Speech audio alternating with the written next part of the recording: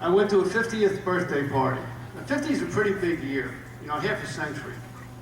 So chances are that when you turn 50, somebody's going to give you a party. But you're not going to get real presents. You know, you're going to get the gag gifts, like the reading glasses, the really big box of bran flakes, and the hemorrhoid medication, you know, and backache pills. And everybody's laughing when you're opening them up and you're thinking to yourself, go ahead and laugh. You just saved me a trip to Walmart. But you know, there's a bad side to turning 50. Because when you turn 50, you have to have certain medical procedures you've never had to have before. And when I turned 50, my sweet wife made an appointment for my very first colonoscopy. Now, by applause, how many of you have had the joy of this experience?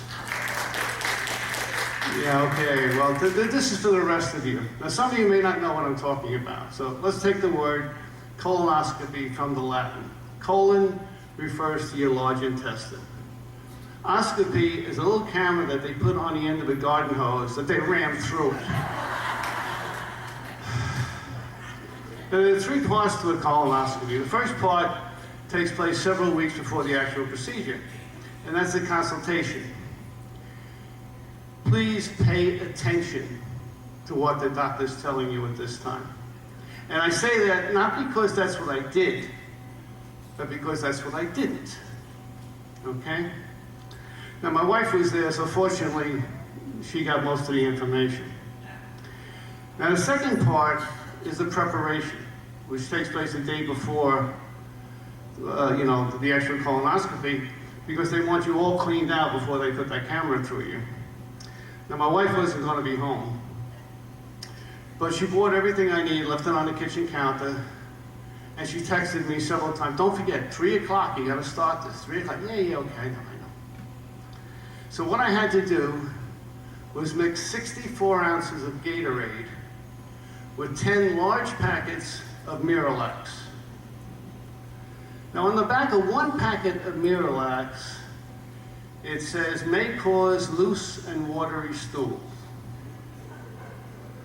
10 large packets of Miralax is guaranteed to clean out the Alaska pipeline.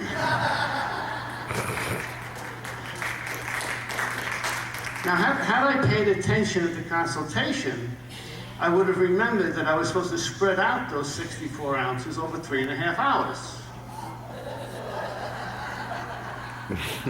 Didn't remember that part. So I mixed it all together, and I chucked the whole thing down in just under 8 minutes. Now all I had left was a bottle of what they call magnesium citrate. 2 drops of this stuff will lift the Eiffel Tower right out of the earth. Now, I did remember the doctor saying that everybody had to drink half a bottle, but some may have to take the whole bottle. And I didn't want him to come back and do it again. And so I popped the top, held my nose, just downed the whole thing right then and there. A short time after that, my stomach started to make some noises. It sounded something like the fireplace in the Amityville Horror.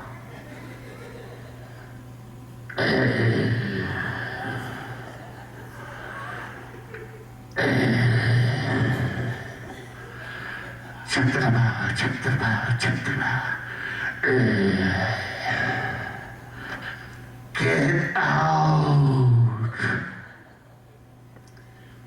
At that same time, my underwear tapped me on the shoulder and said, run. Well, the first volley took my feet off the ground. I was physically afraid.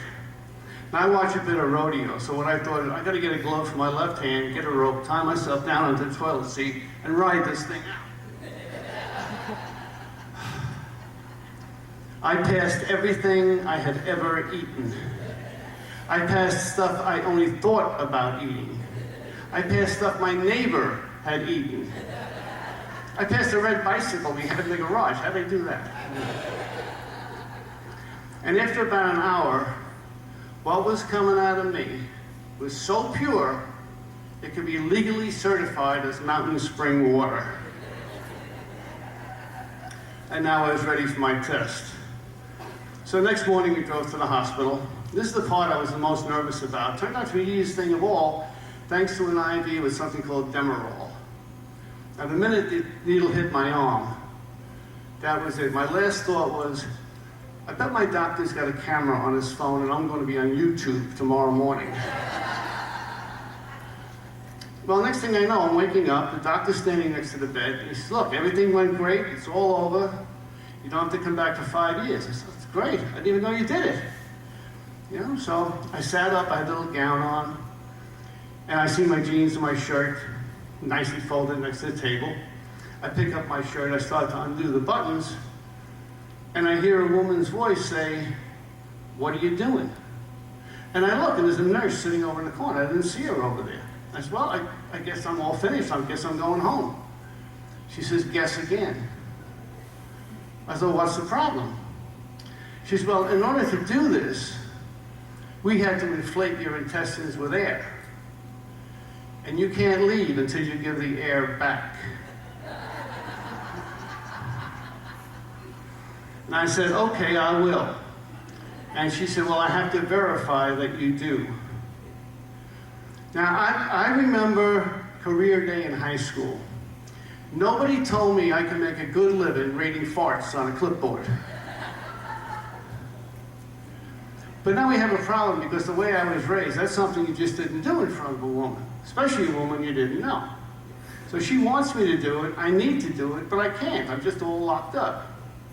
So she's like, okay, look, get up on the bed, get on all fours, and bring your shoulders down onto the bed. So I'm like, there goes the last of my dignity. But as soon as I got into that position, I knew it was going to work. So I thought, why don't I do what I did in the preparation and get it all over with at once, okay? So I remember my wife's Lamaze class and that breathing that she did. And I gave a big push like they told her to do. And what came out of me was so loud and so long, Fred Flintstone clocked out of work. And I said, can I go home now? And she said, please do. And that's what I'm going to do now. Thank you very much.